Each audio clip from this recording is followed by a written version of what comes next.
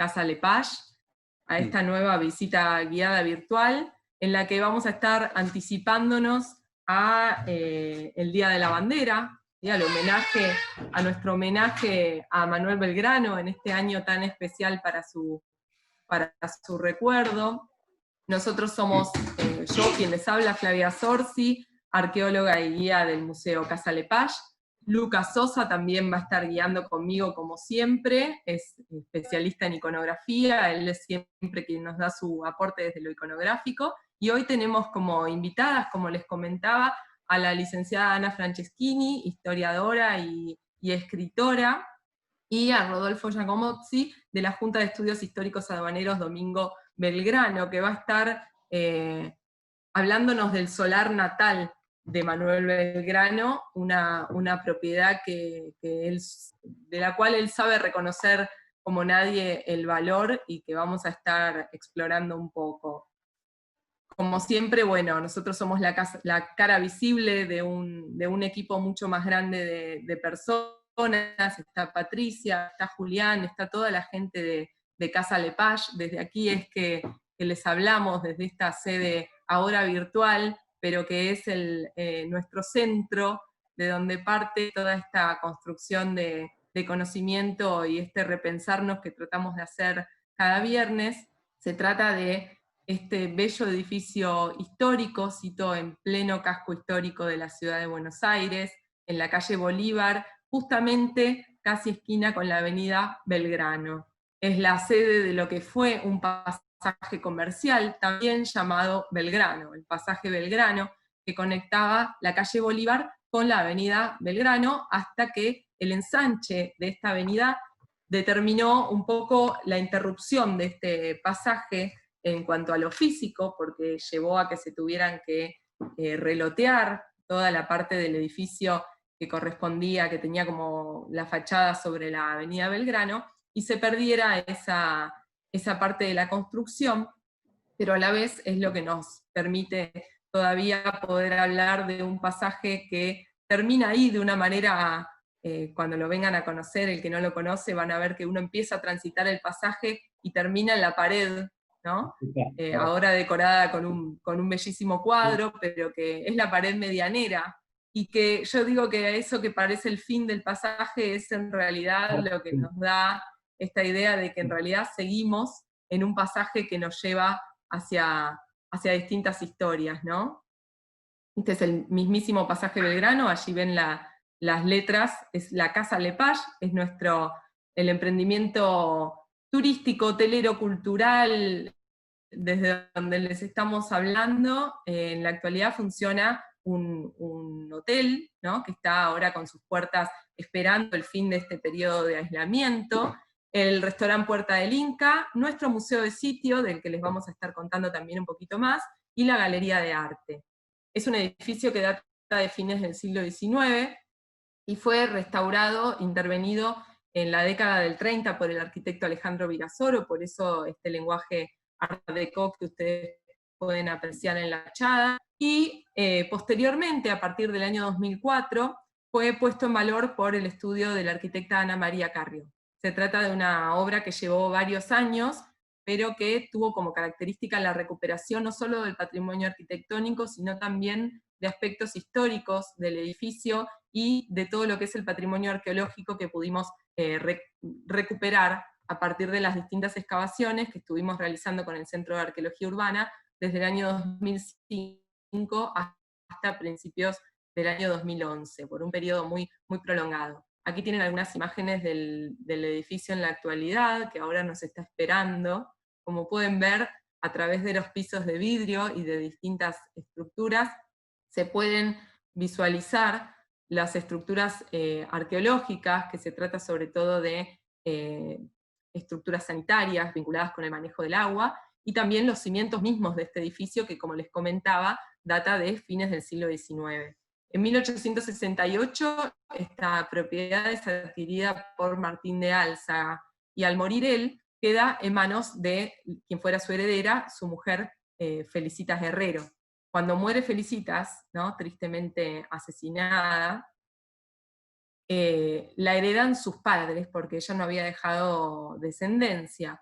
Es así que Carlos Guerrero, el padre de Felicitas, es quien manda construir el nuevo edificio del Pasaje Belgrano, donde se instala la Casa Lepage, de la que también vamos a estar hablando un poquito hoy, que es la casa pionera de todo lo que es la industria cinematográfica nacional. Es donde nace el cine nacional. Posteriormente, como les comentaba, hay una reforma del lenguaje del edificio por parte del arquitecto Alejandro Virasoro, cuando la propiedad era, estaba en manos de la compañía de seguros, la Continental Seguros Generales. Y luego viene su minuciosa restauración y su investigación desde el punto de vista arqueológico e histórico. Esta investigación es lo que nos permitió llegar a etapas inclusive anteriores a la construcción misma del edificio. Sabemos que el solar en el que se emplaza en la actualidad este edificio estuvo en la repartición de solares desde la segunda fundación de Buenos Aires, desde 1580, y fue asignado al piloto mayor Antonio Bermúdez. Posteriormente, en el siglo XVII, seguramente no hubo construcciones de importancia en el solar, por lo que encontramos muchos restos, muchos pozos de basura y estructuras que tienen que ver con lo que seguramente era uno de los huecos con los que contaba la ciudad, ¿no? Un espacio abierto entre edificaciones, y que durante gran parte del siglo XVIII fue referido como la Plazuela de Santo Domingo o Plaza Chica de Santo Domingo. Justamente Santo Domingo es el nombre antiguo del barrio por la iglesia de Santo Domingo, de la que también vamos a estar hablando hoy.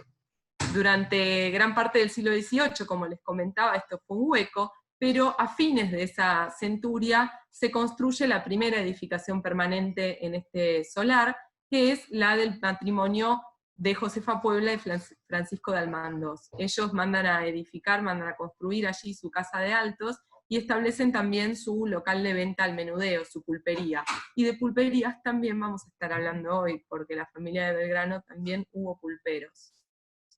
Estas son algunas imágenes de los trabajos de arqueología que estuvimos desarrollando en el edificio entre el año 2005 y el año 2012, como les comentaba, y pudimos recuperar contextos muy íntegros y muy completos que datan desde principios del siglo XVII hasta las últimas décadas del siglo XIX.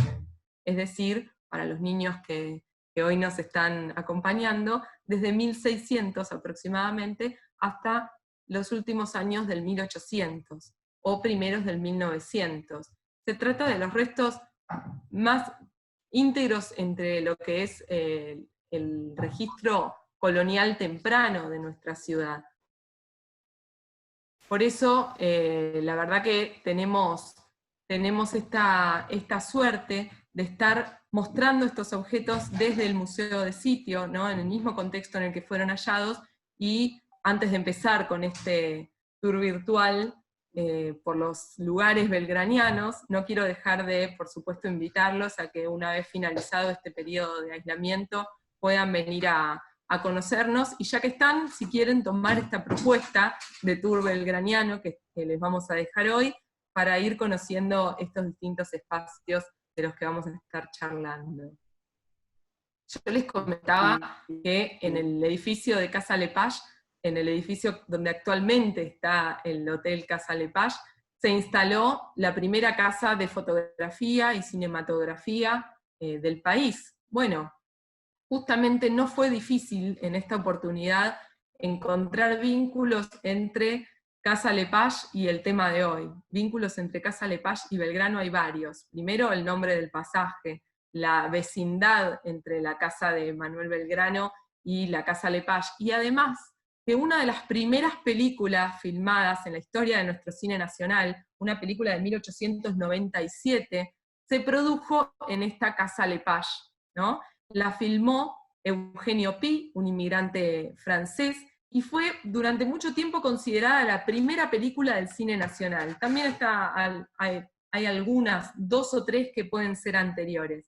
Pero esta filmación de la bandera argentina, justamente, ¿no? Piensen qué homenaje a Belgrano hoy, para festejar el Día de la Bandera, recordar esta primera filmación de la bandera argentina flameando en Plaza de Mayo. Una cinta larguísima para unos pocos segundos de filmación, como era en ese momento, donde se mostraba la bandera flameando. ¿Por qué no incorporé la filmación a la presentación de hoy?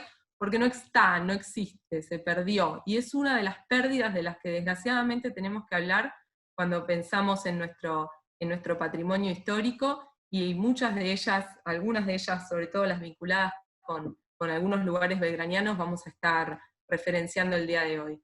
Por eso pusimos esta imagen de la bandera flameando y en blanco y negro, porque es como nos imaginamos que habría sido esta película, que desgraciadamente no existe más.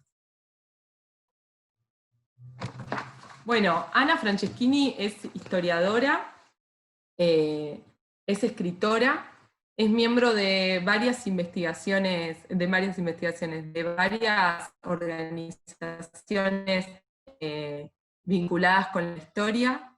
La verdad que tuve la oportunidad de conocerla hace algunas semanas en otra charla, y es además muy didáctica al momento de presentar, de explicar, y tiene mucho para contarnos sobre Belgrano, su vida, y también sobre el protagonismo del barrio de Montserrat. No, ¿Sí? si podías pedirle que probara a entrar.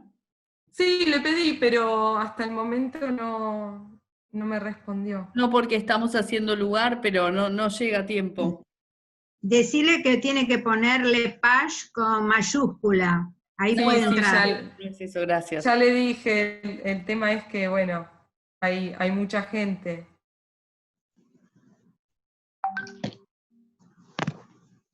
Sí, hay mucha gente inclusive escribiéndome que, bueno, a ver, silencio un Entren por segundo porque es Facebook. Ana. Entren por Facebook, por favor.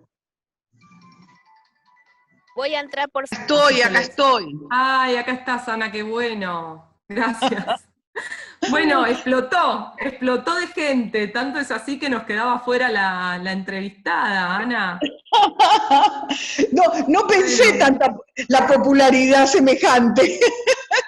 Bueno, te digo, mientras vos no estabas, hicimos una introducción de la sede nuestra, de Casa Lepage, de esta propuesta que hacemos cada viernes, y nada, hice referencia brevemente a tu carrera y a cómo vos nos podés contar sobre algunas semblanzas de Manuel Belgrano y también de la historia del barrio de Montserrat y su protagonismo en lo que es la construcción de nuestra patria en sí, ¿no? Yo justamente he tratado de siempre marcar que para mí Montserrat es la cuna de Buenos Aires.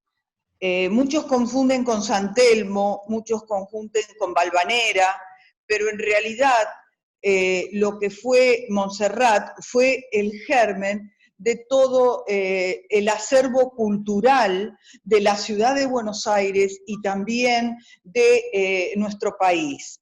¿Qué quiero decir?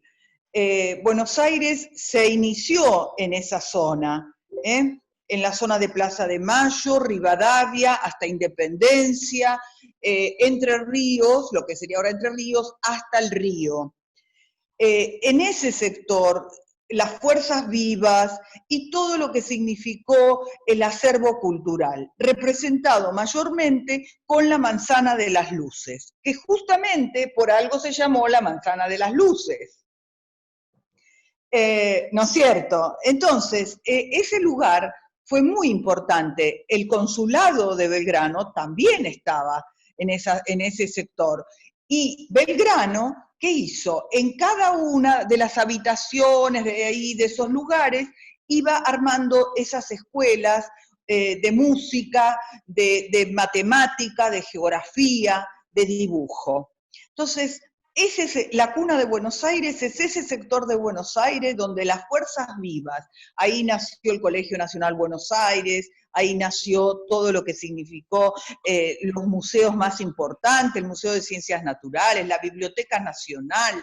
Bueno, yo hago un detalle muy grande en mi libro justamente de todo lo que es el acervo cultural. Eso es la cuna. ¿Qué contiene una cuna? La cuna contiene lo más importante de la vida, que es la vida misma. Bueno,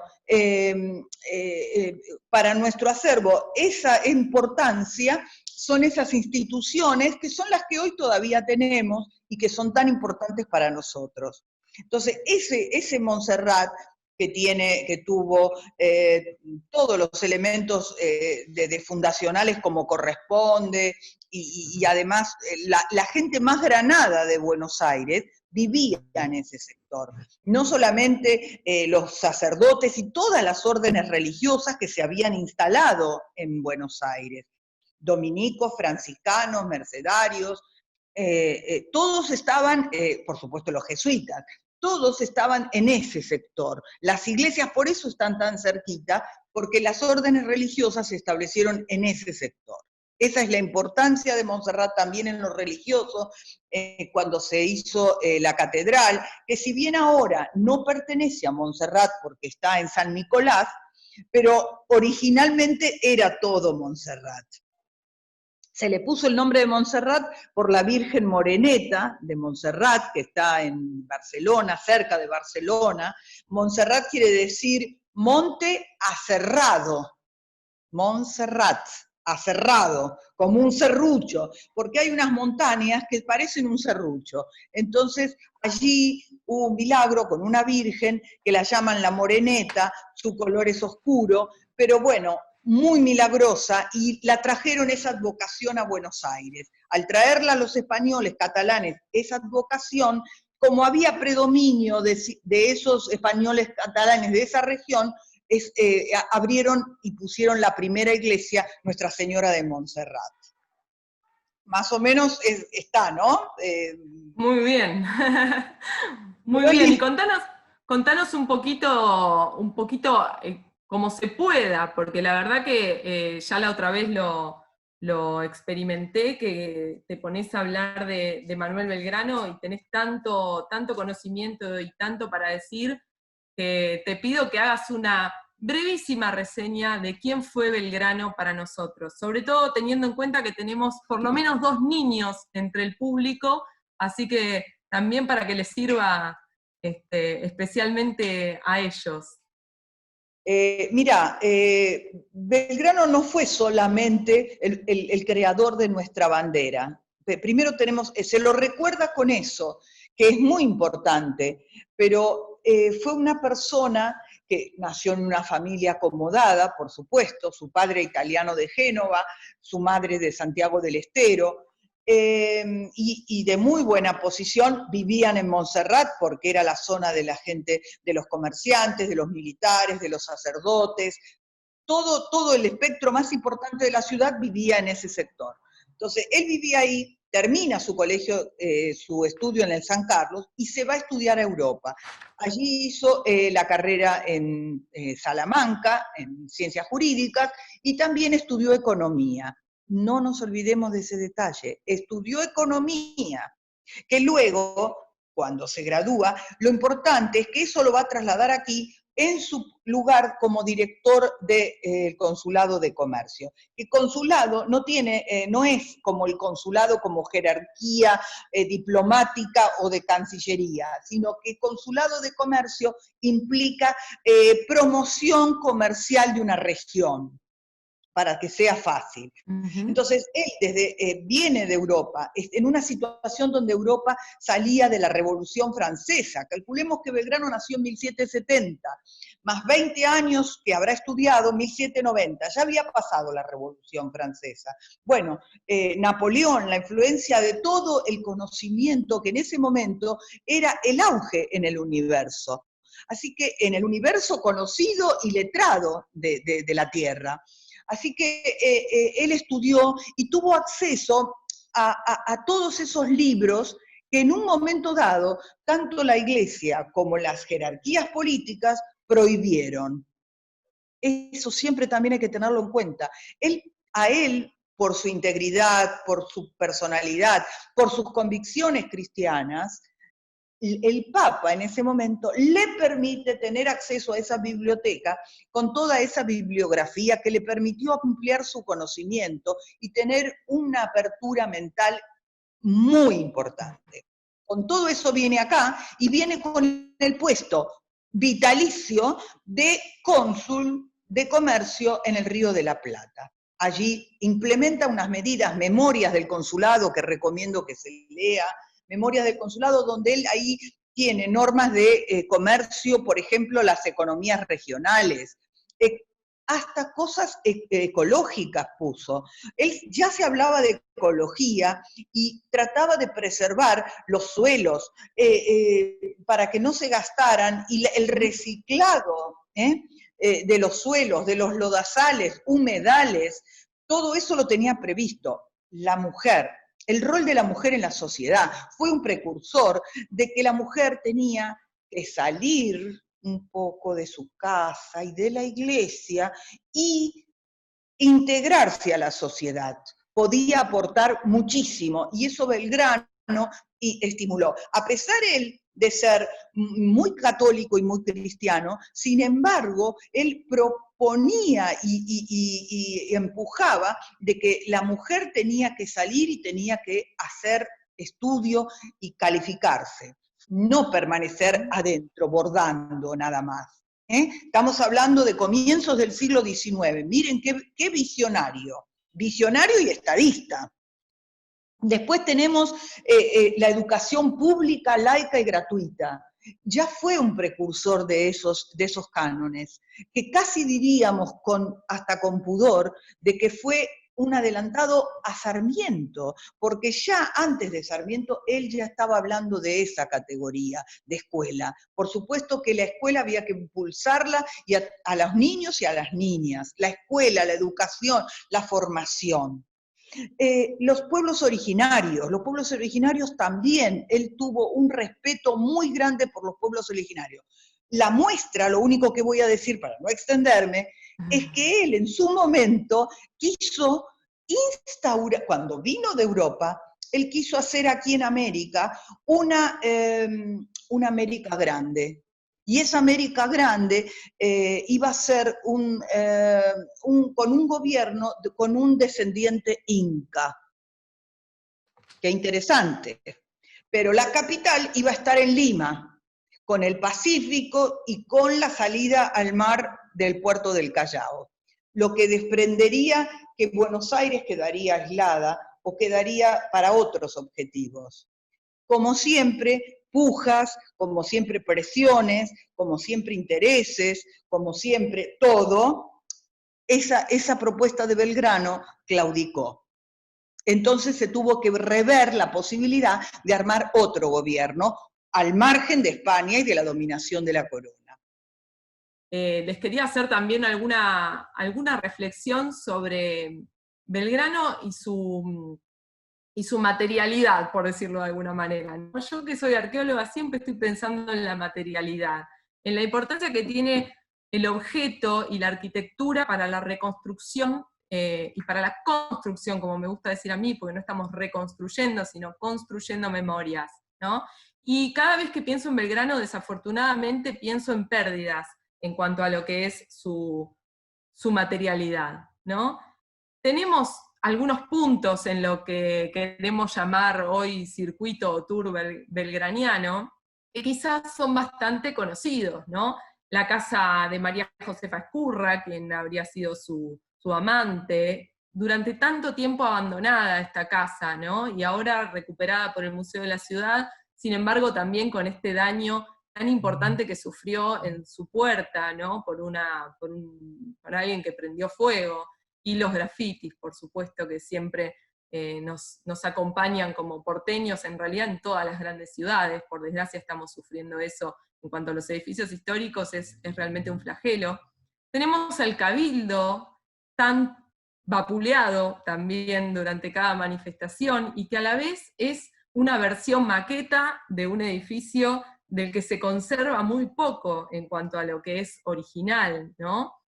Y en eso es lo que me hace pensar en el tema de las pérdidas. Eso, su reloj, el reloj de Belgrano tan icónico, ¿no? Que siempre se hace referencia a que fue una de las pocas cosas materiales que conservó, y que con él le quiso pagar de alguna manera al médico que lo atendía en su lecho de muerte, sus servicios.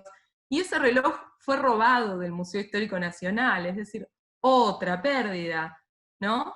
El Colegio San Carlos que mencionaba Ana, donde Belgrano estudió, que, bueno, sufrió también la piqueta, ¿no? A lo largo del tiempo, aquí en la Manzana de las Luces, acá lo que pueden ver es cómo se superpone a toda la manzana jesuítica el enorme edificio del Colegio Nacional Buenos Aires ahora, ¿no? Que fue el Colegio San Carlos, el Real Colegio San Carlos, donde estudió Belgrano y donde estudiaron tantos otros, a partir de la expulsión de los jesuitas en 1767, pero que era el colegio jesuítico, ¿no? Era el Colegio San Ignacio antes que eso, es decir, fíjense la importancia de toda esta manzana, y bueno, en 1910 se coloca la piedra fundamental del Colegio Nacional Buenos Aires, que recién es inaugurado en 1938, un edificio bellísimo, no tengo nada contra el Colegio Nacional Buenos Aires, pero pienso en toda esta arquitectura colonial y todos estos sitios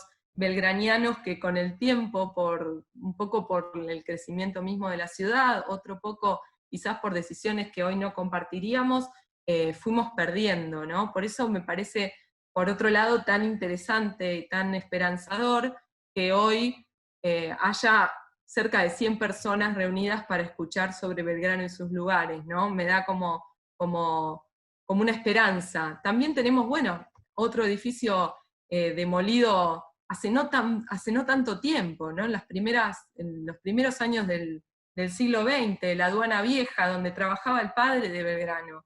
Es un edificio colonial, ¿no? Con un estilo de fuerte influencia portuguesa, era la casa de Domingo Basavilbaso, y funcionó como aduana. Esto estaba ubicado en Paseo Colón y Balcarce.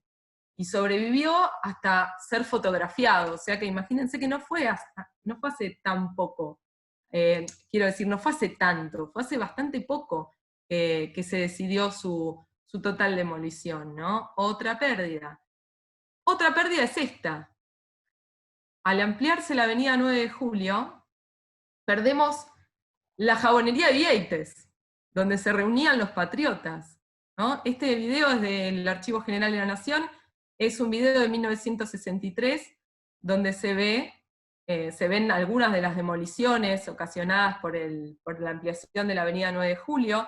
Bueno, como les comentaba, ¿no? Inclusive el pasaje Belgrano perdió parte de su superficie por la ampliación de otra arteria, ¿no? De la avenida Belgrano. Y bueno, son estas decisiones que se fueron tomando cada una en su momento con distintos criterios y a veces algunas sin criterio alguno, y que nos hacen a veces tener que ir a poner una placa en un edificio que ya no está, en lugar de haber conservado el edificio en esa oportunidad, ¿verdad?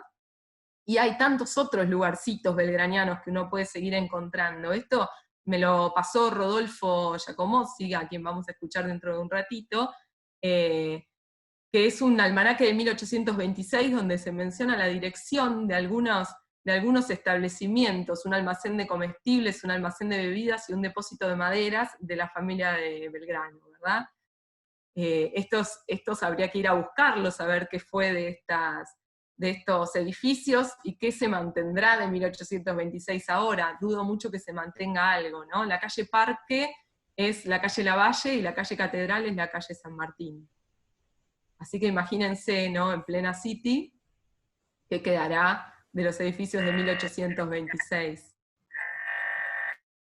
Y para hablar de un lugar belgraniano que sí se conserva, a pesar de que también ha sufrido sus modificaciones, le voy a dejar la palabra a Lucas para que nos cuente un poco sobre la iglesia de Santo Domingo, y después vamos a contar una anécdota macabra que se vincula con Belgrano.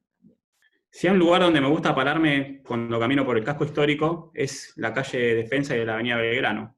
Porque cuando estoy en esa esquina me quedo asombrado por la hermosa basílica de Nuestra Señora Rosario y el convento de Santo Domingo, ¿no? Pero si viajamos al año 1817 nos vamos a encontrar que esa iglesia tenía otra fisonomía, como podemos ver en esta pintura del marino inglés Emerick S. Vidal, que pintó en el año 1817. Acá podemos ver el templo, que le está faltando una torre, la torre izquierda. Podemos ver que faltan las rejas, no está el mausoleo de Belgrano. Podemos ver la tranquilidad que hay en la imagen, ¿no? Esta pintura se llama La Iglesia de Santo Domingo en modas femeninas, que es de Emerick Vidal. podemos ver ese panorama totalmente diferente al actual. Para remontarnos un poco a la historia del templo, de este templo, tenemos que viajar al año 1606, donde este predio lo ocupaban los dominicos. El templo es de la orden religiosa de los dominicos. El templo se va a empezar a construir en el año 1751 y va a estar a cargo del arquitecto turinés Antonio Masella, y va a haber un intervalo de 12 años hasta el año 1762, donde se van a retomar las obras de construcción del templo a cargo de Juan de Lezica y Torresuri. Que él va a estar a cargo hasta el año 1779. Este templo va a tener, digamos, un periodo largo de construcción. Va a ser consagrado en el año 1883 y aún va a seguir sin finalizar la obra. Y bueno, el convento de Santo Domingo empieza a construirse en el año 1892 y termina de construirse en el año 1805. El convento de Santo Domingo, la iglesia, va a ser escenario de las batallas de las invasiones inglesas en 1806, y también va a ser escenario, digamos, en 1807 de la batalla del convento de Santo Domingo, batalla de Santo Domingo, donde el regimiento inglés a cargo del general Crawford queda encerrado adentro de la iglesia, rodeado de los españoles, donde los españoles le dieron con toda su artillería hasta que ellos se rinden. Acá, digamos, donde fueron tomadas varias banderas del regimiento, también un par de banderas de la Marina inglesa. Este lugar, digamos, fue un lugar habituado, muy, digamos, y muy visitado por la familia Belgrano, ¿sí? Eran asiduos de este convento. Incluso Manuel fue alumno del convento de Santo Domingo. El padre, Domingo Belgrano, fue terciario y luego llegó a ser prior, igual que su esposa, María Josefa, que en 1760 también se convierte en priora del lugar.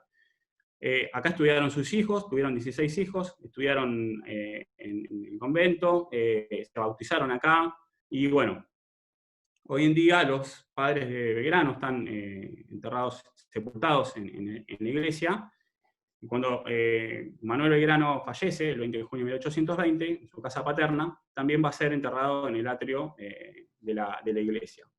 Recién en el año 1895 se va a crear una comisión para construir el mausoleo para los restos de Belgrano.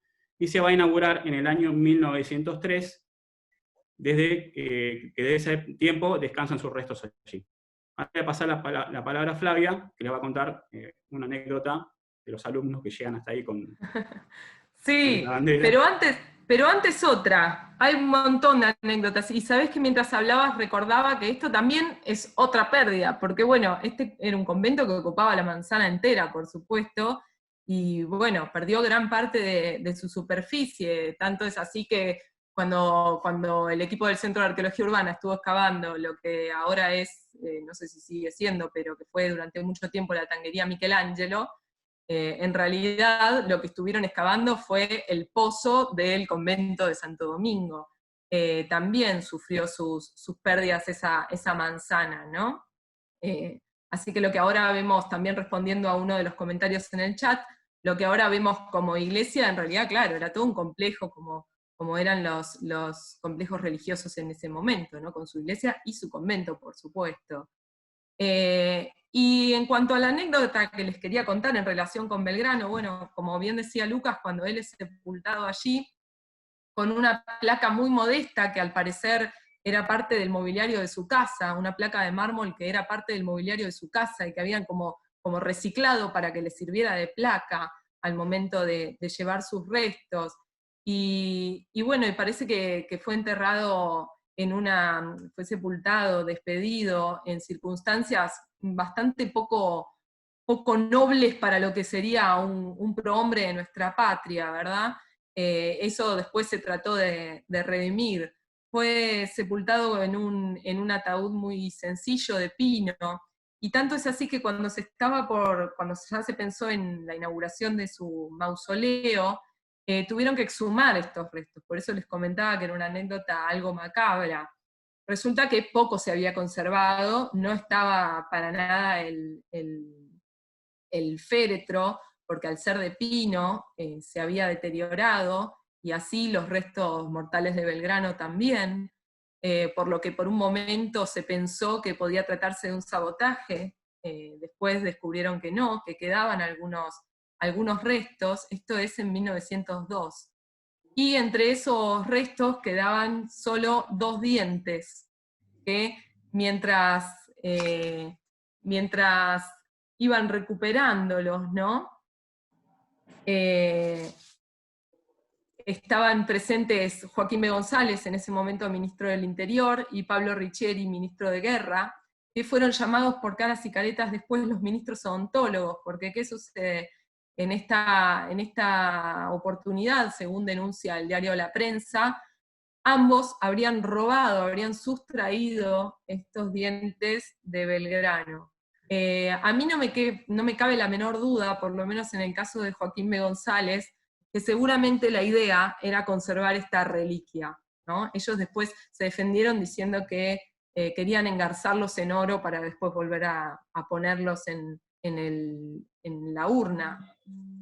Pero en el momento lo hicieron calladitos, digamos, y además se los acusó también de no haberse descubierto, es decir, no haberse sacado el sombrero al momento de la exhumación. Esto también fue muy criticado por caras y caretas. No me cabe la menor duda, decía que los querían guardar como reliquias porque, bueno, en una época en la que también este fervor coleccionista estaba muy presente, y en el caso de Joaquín B. González estaba muy desarrollado, ¿no? Así que no creo que lo hayan hecho de mala fe, sino como con la idea de preservar una reliquia de Belgrano. Sin embargo, después tuvieron que devolverlos, estos 2 dientes, porque fueron muy criticados, como decíamos, por esta actitud. El mausoleo finalmente fue inaugurado en 1903, y para conmemorar este día de mañana, ¿no? Con un día de anticipación del Día de la Bandera, del que también podemos discutir un rato largo, ¿no? Si está bien que sea el Día de la Bandera el 20 de junio o no está bien, siendo que es el homenaje al fallecimiento de Belgrano, y también sé que hay toda una discusión historiográfica entre los belgranianos sobre este asunto, ¿no? De si está bien considerar el Día de la Bandera el día del fallecimiento de Belgrano o no. Les voy a leer un fragmento de Julio Laeleise, quien protagonizó una manifestación estudiantil muy particular en 1936, allí mismo en el mausoleo de Belgrano. Dice: un 20 de junio de 1936, llegan hasta el atrio del templo una docena de estudiantes secundarios de diferentes colegios. Se han reunido espontáneamente para rendir homenaje a la bandera argentina, lo que hasta entonces no se hacía, en la fecha de la muerte de su creador. Traían una humilde bandera de balcón, costeada por ellos, y comprada en un comercio frente al Colegio Nacional de Buenos Aires, al pasar cuando iban hacia Santo Domingo. En el atrio, en un mástil improvisado que facilitan los dominicos, quienes gustosos aprueban la ceremonia y asisten a ella, izan la bandera y uno de ellos ensaya un modesto discurso. Todo termina, pero no fue así. Los chicos, muchos de los cuales fueron sancionados en sus colegios por su inasistencia a clase, con la clásica tenacidad juvenil, mueven cielo y tierra e interesan a legisladores, lográndose al fin la ley que declara al 20 de junio Día de Homenaje a la Bandera. Uno de esos chicos, en 1938, asistió emocionado al pie del obelisco, como abanderado de su colegio, al primer festejo oficial de la fecha, con salvas de artillería y todo, y con la presencia de todos los colegios primarios y secundarios de Buenos Aires.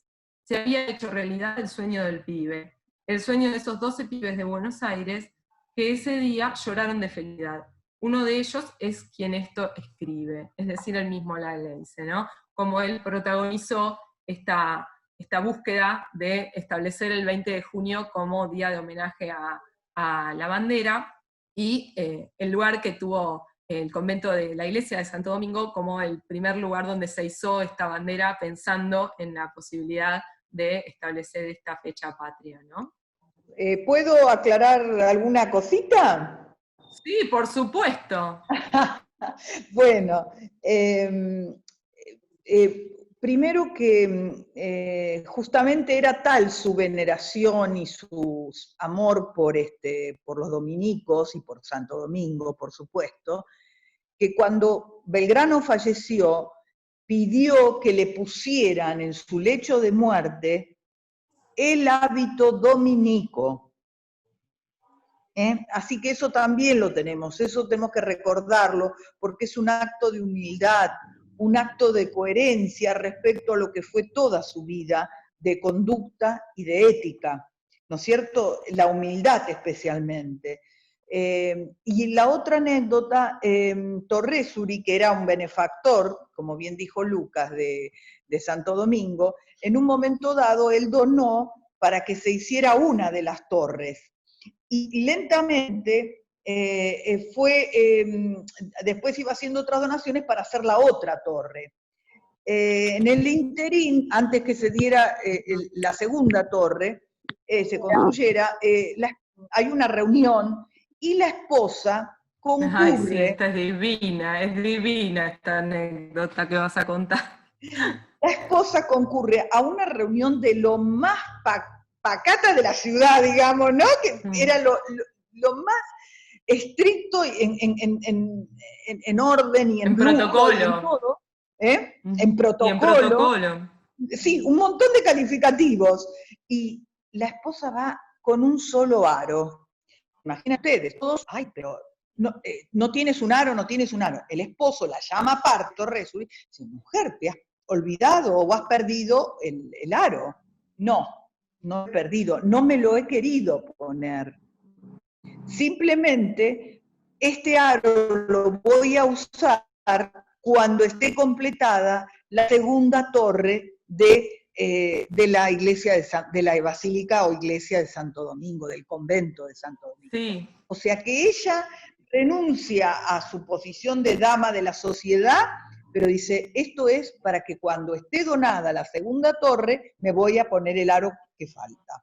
¿Era esa, Flavia? Era esa que yo a veces la menciono, también la mencionamos en las guiadas, porque hablamos en una guiada que hablamos de las mujeres, hablamos del carácter de esta mujer, ¿no? La decisión cómo se la dijo al marido, ¿no? Como diciendo, cuando tengas las dos torres, yo ahí me voy a poner los dos aros, ¿no? Sí, siempre la mencionamos, esa anécdota que me parece bastante simpática y que hace también a la historia de la iglesia misma, ¿no? Sí, ¿sabés qué? Únicamente esto como final, ¿no? Sí. Para dar paso a Rodolfo, que seguramente ya debe estar por hablar. ¿Sabés qué? Vos hablabas de pérdidas y de pérdidas materiales.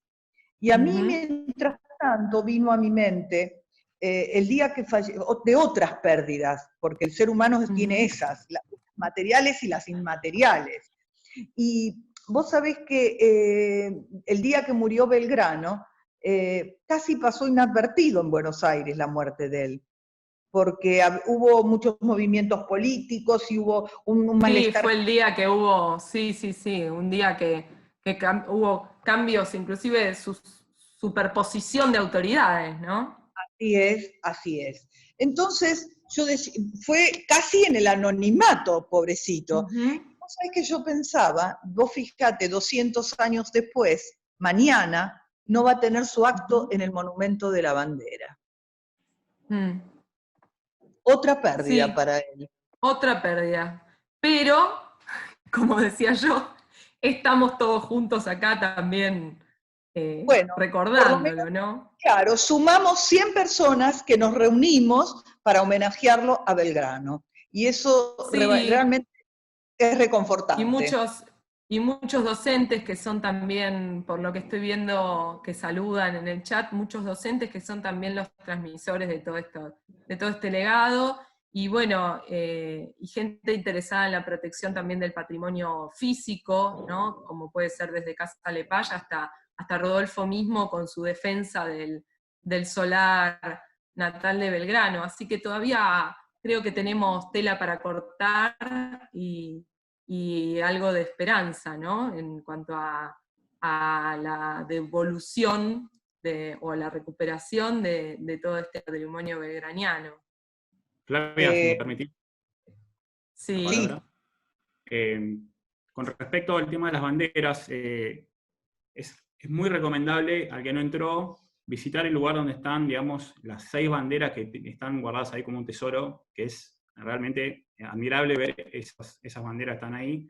Y esas banderas son 2 del Regimiento 71 Highlander, de la primera invasión, 2 estandartes de la Marina Real Británica, y 2 banderas reales que fueron donadas por Manuel Belgrano. Hoy en día, la última vez que entré estaba en refacción la sala. Esperemos que para cuando se termine el aislamiento quede abierta la sala para que la gente que no pueda conocer la iglesia del momento pueda entrar a esa sala y vea los tesoros que tenemos dentro de esa iglesia, que son muy importantes para la historia argentina. Me permito aclarar esto para reforzar tu exposición, que Inglaterra fue un imperio en su momento, con un avance en toda la tierra. Las únicas banderas que no pudo recuperar Inglaterra, el Imperio Británico, para que las guarde ellos, para que las tengan ellos, son esas banderas. Las únicas banderas que el Imperio Británico no recuperó son las de las invasiones inglesas en el Virreinato del Río de la Plata. O sea que tienen un Mirá, valor. si hay que defenderlas e ir a verlas, ¿no? Totalmente. Y aparte, ¿sabés qué? Ellos intentaron comprarlas. Que por supuesto, gracias a Dios, no estaban en venta y no se vendieron. Pero tenemos que todo, porque si el público en general siempre está presente y acompaña, salvamos el patrimonio histórico del cual todos somos. Como siempre decimos, no se puede proteger lo que no se conoce, así que está buenísimo el aporte, Luqui, y bueno, que se sigan conociendo estas cosas para poder así defenderlas y dejarlas para nuestras futuras generaciones. Es que el objetivo pienso que debe ser eso. Debemos, para el prójimo, tenemos que siempre legar para los que van a venir. El Regimiento 71, que fue el que perdió las banderas, esas en lo que se llamó la Batalla de Buenos Aires, que los ingleses dicen la invasión, no. Ellos vinieron a combatir, hubo una batalla en la ciudad y perdieron. Bueno, ese regimiento, al día de hoy, desfila sin banderas. Y otra cosa, lo que ofreció a la ciudad para recuperar las banderas fue empedrar toda la ciudad de Buenos Aires. Mirá el valor que les da. Claro que sí. Bueno. Que sigan esperando, a ver si alguna vez se les da. No creo, esperemos que no. Sí, no creo. Aparte están, desde el 5 de julio de 1803 están ahí. Acá estoy viendo en un librito de Machaín, extraordinario lo que dice, porque dice, se colocaron en los costados del presbiterio 2 estandartes de seda carmesí ricamente bordados de oro, con las armas de España el uno y el otro con las de Potosí, dejados en esa ciudad por el general Goyeneche cuando la abandonó. El general don Manuel Belgrano los tomó y remitió a Nuestra Señora del Rosario en cumplimiento de un voto. ¿Por qué las donó? Porque los ingleses, cuando llegaron, lo primero que dijeron, que no se podía rezar el rosario. Entonces Belgrano dijo, bueno, cuando pierdan, rezaremos el rosario y las banderas irán a la Virgen del Rosario. Muy bueno.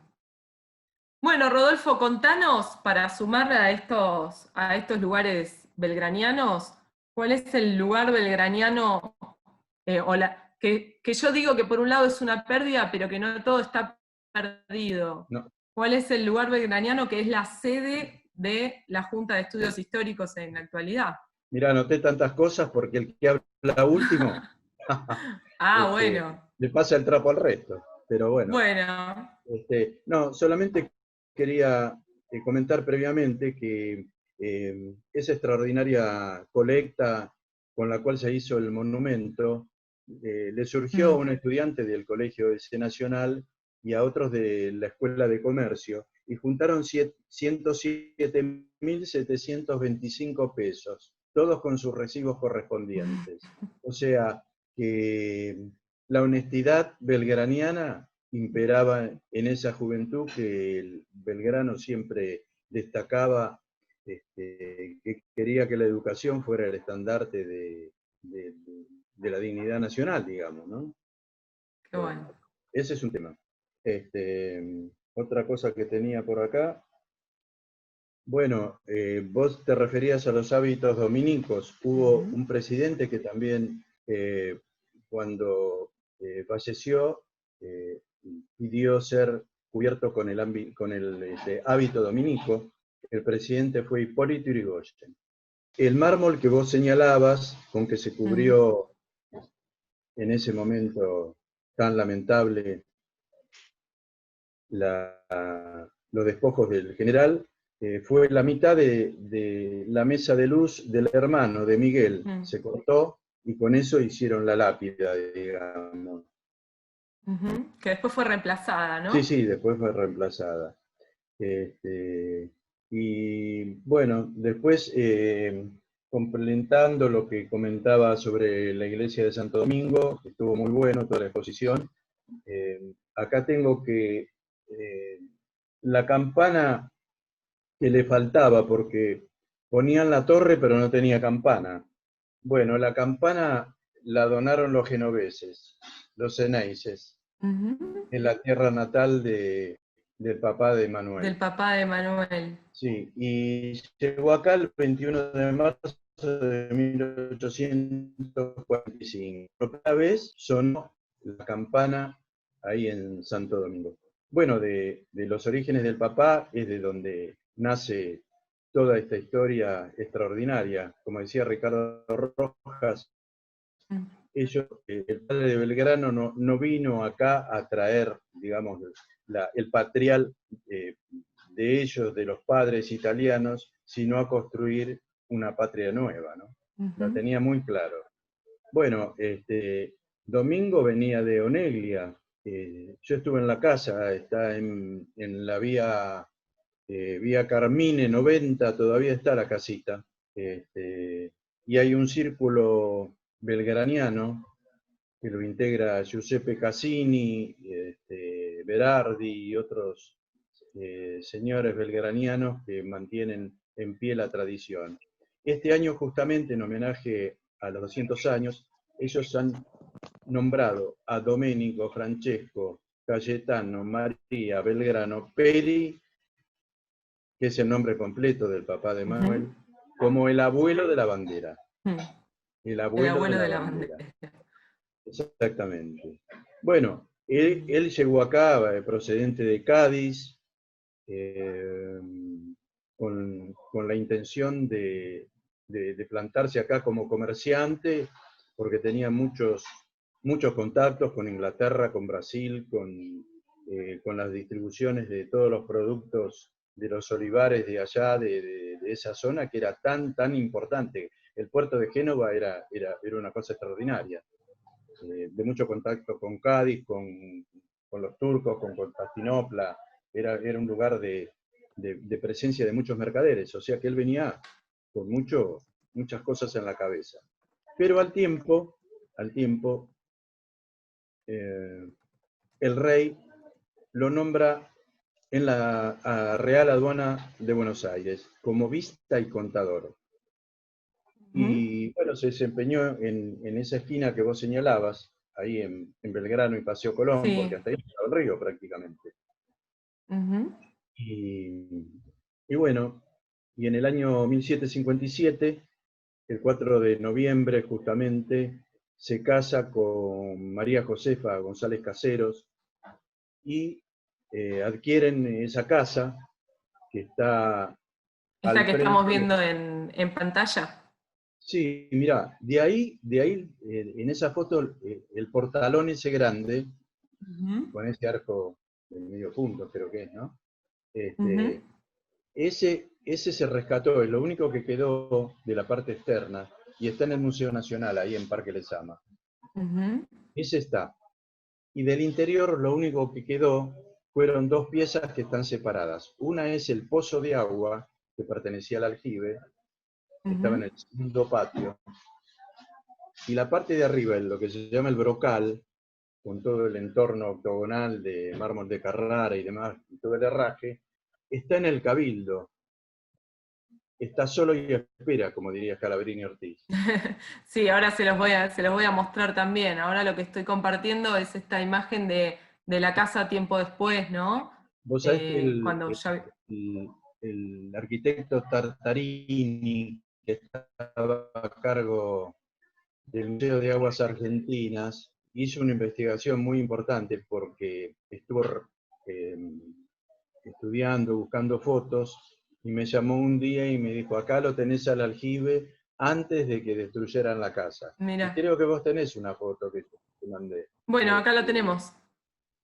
de Caras y Caretas, pero la de Tartarini es Ujú. otra, donde se ve una Ajá, escalera, todo con madera.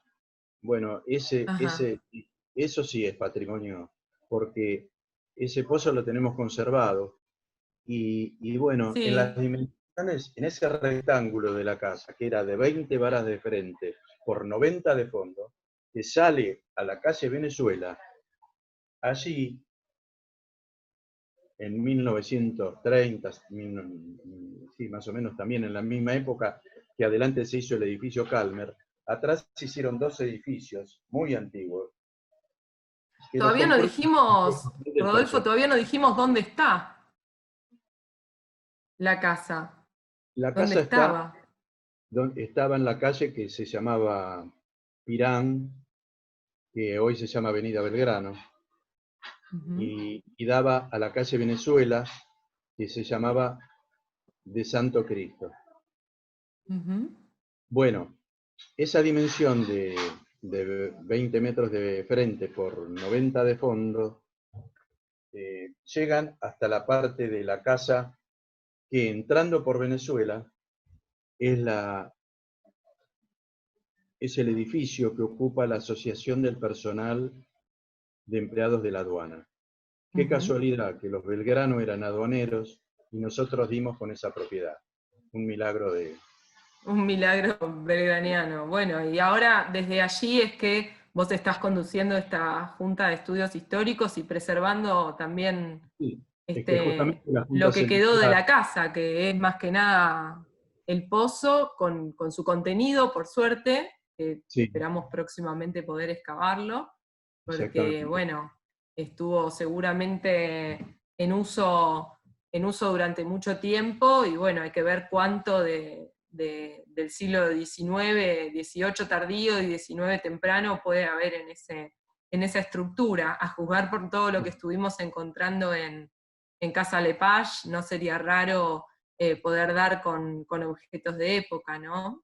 Y sí, aparte un poco más al fondo del aljibe, que invito a los que quieran visitar la casa, eh, tuvimos que tapar 3 túneles que había, Ujú. porque llenaban de agua y humedad al sótano. Claro, sí, que Y, seguramente son albañales mismos de conexión entre distintas estructuras, ¿no? Si hay un aljibe, en general hay una cisterna y claro. eso hace que también haya albañales a veces muy, muy grandes. Sí, sí, Así sí. que bueno, queda todavía también esta historia por contar, ¿no? Ujú. La historia de esta casa que por Sí, fortuna, si ahí bien estoy fue viendo, demolida, sigue siendo sede de la ahí vemos Junta la de foto, Estudios ¿no? Del Históricos. pozo de agua, que lo tenemos Ujú, iluminado con una vitrina, ¿verdad? ujú, ¿Se ve? sí. Ujú. Exactamente. Sí, Y sí, la placa, porque esa es también le han puesto una placa una placa que para catalogarlo como el pozo de la familia Belgrano, que es lo que es. lo donó el Museo Belgraniano, que tiene a cargo eh, el doctor Viti Ditti. Y lo que no nos contaste, Rodolfo, es qué fue del brocal del aljibe. es decir, de la parte externa, ¿no? De la parte Y el visible de volcán, los aljibes, de este arco. sacaron toda esa destrucción que vos mostraste antes, lo trasladaron al Cabildo. Y a Ujú. pesar de que hemos hecho algunos reclamos, todavía no pudimos dar con quien nos permita hacer el traslado, ¿no? Mucha gente se Ajá. dio el pecho con la belgranidad. Alguna dama dice que o sería amante del general, pero bueno, hasta ahora no. Hasta ahora el aljibe no lo han devuelto. No lo han devuelto a su lugar de origen. Exactamente. Y yo creo que correspondería porque toda la casa, durante los 20 años que estamos ahí, la hemos puesto en valor. Tenemos una biblioteca donde funciona la Junta de Estudios Históricos, que justamente tiene el nombre del papá, Domingo Francisco Ujú. Belgrano. Él fue el que la compró y donde nacieron durante 23 años 16 hijos, de los cuales Ujú. quedaron vivos unos 12 más o menos, porque 2 o 3 chiquitos se murieron. Estás respondiendo a una de las preguntas en el chat que preguntaba si cuántos hermanos había tenido Belgrano a Y ciencia cierta. en total eran 16, pero Ujú. dos o tres murieron chiquitos, y bueno, se conocen los demás.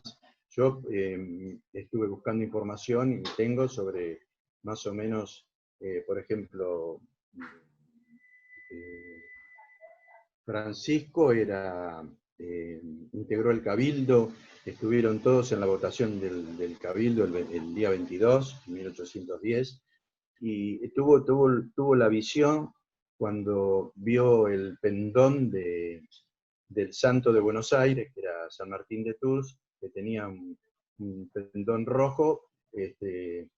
Presentó un proyecto para que se lo cambiara por la bandera argentina, por los colores celestes y blancos.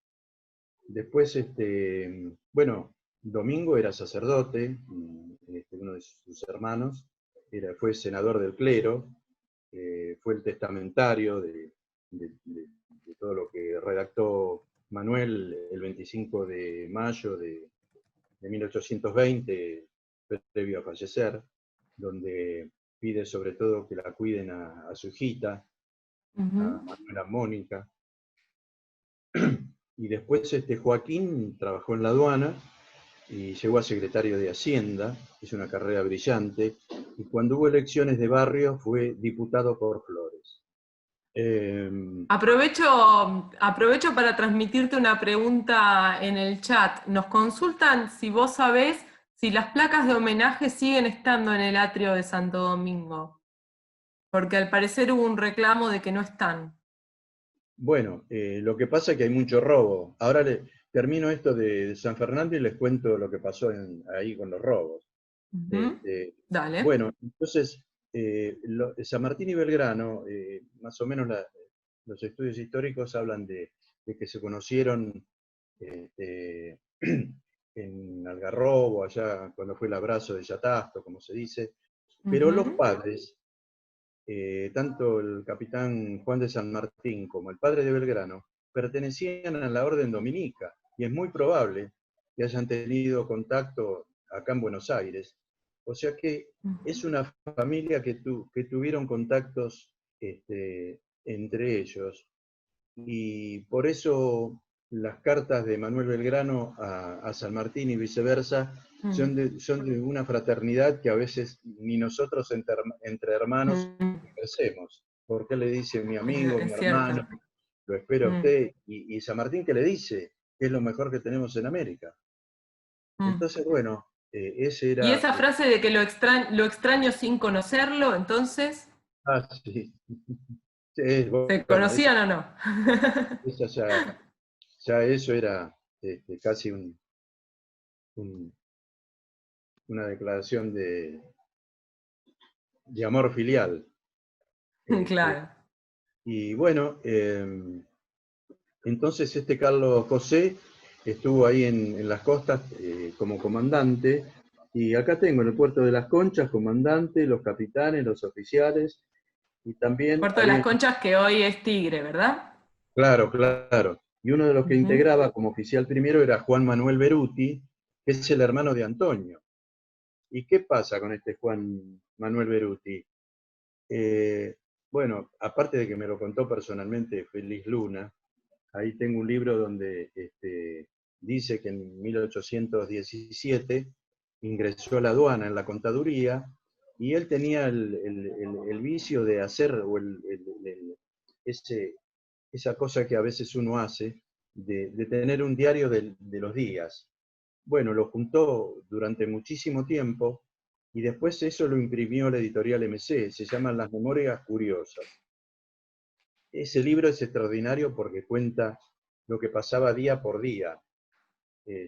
Aparte, este muchacho, que era también del grupo de los chisperos junto con el hermano y que estaban en los antiseña cuando fue el Cabildo Abierto del 22, que llevaba la pesada para que entraran los criollos y no los españoles.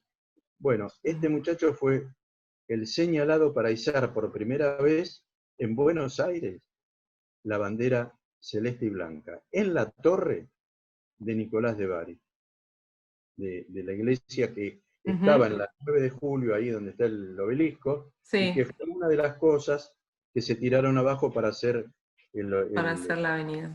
Para hacer el obelisco. O sea, que es parte de los expolios que ustedes hablaron desde un principio, ¿no? Junto con la casa de la sí, tantas otras. La casa de la Virreina Vieja. La casa de la Virreina esa claro. Esa es la Virreina Vieja, era la mujer del virrey del Pino. Y la hija se había casado con Rivadavia. O sea, que es donde está el Otto Wolf, para quien no sabe, y sí. el edificio Otto Wolf, donde ahora hay un Starbucks. Sí, sí. Y hay fotos viejas donde hay canaletas con sangre, porque ahí se combatió en las invasiones inglesas, pero a morir. Igual que en la calle Venezuela, en la parte de atrás de la casa de Belgrano, ahí donde tenían digamos, su chacra y sus castaños y demás, la calle Venezuela fue donde se combatió y donde hubo tantos muertos que se habla de 3.000 y que se enterraron en un principio en el pasaje 5 de julio. Después claro, que ahí también hay un mito, bueno, yo comentaba el pasaje 5 de julio, que también es parte de la pérdida del convento de Santo Domingo, ¿no? El hecho de ahora tener ese pasaje, y por eso también hay tanto mito urbano en relación con ese pasaje, ¿no? Donde dicen que hay tantos enterratorios, inclusive de monjas. Después se habló de estos entierros que vos mencionás. Lo cierto es que cuando hicieron la repavimentación y esta nueva apertura del pasaje 5 de julio, no sé, Lucas, si vos estabas, yo creo que sí, fuimos con la gente de Patrimonio. No, ahí. Ah, ¿no estabas vos? Bueno, también, ya que contamos esta... fuimos con la gente de Patrimonio a ver las obras y a ver si salía a la luz algo. En un principio no nos querían dejar entrar a la obra, nos decían que no teníamos la vestimenta adecuada, no teníamos zapatos de seguridad ni casco. Bueno, finalmente logramos convencerlos de que, bueno, viniendo de Patrimonio del Gobierno de la Ciudad, teníamos que poder ver las obras, ¿no? Y ver si había patrimonio arqueológico en peligro. Y bueno, y desgraciadamente no encontramos absolutamente nada más que Tosca en esa obra, tampoco entre la tierra que habían removido. Así que me parece que esos entierros habrán sido removidos con anterioridad o algo habrá pasado, porque a ciencia cierta no vimos nada. De todos modos, por supuesto que lo que hubiera sido recomendable antes de cualquier obra de este tipo era hacer estudios arqueológicos previos, ¿no? Porque así sí tendríamos la completa seguridad de que había en ese pasaje antes de esta última repavimentación. Les agradecemos muchísimo a todos. Gracias Patricia, Julián, Ana María, por supuesto. Gracias Lucas, y gracias a nuestros dos invitados de lujo del día de hoy, y a todos ustedes por haber participado, y a los docentes que trajeron a su alumnado, y a los niños que tuvieron la paciencia de escucharnos, aunque sea algunos minutos. No sé si se habrán quedado toda la charla. Me alegro mucho y les agradezco infinitamente. Y gracias, Patricia, también Gracias por a este todos. último dato alentador. Bueno, Gracias, un gusto. Rodolfo.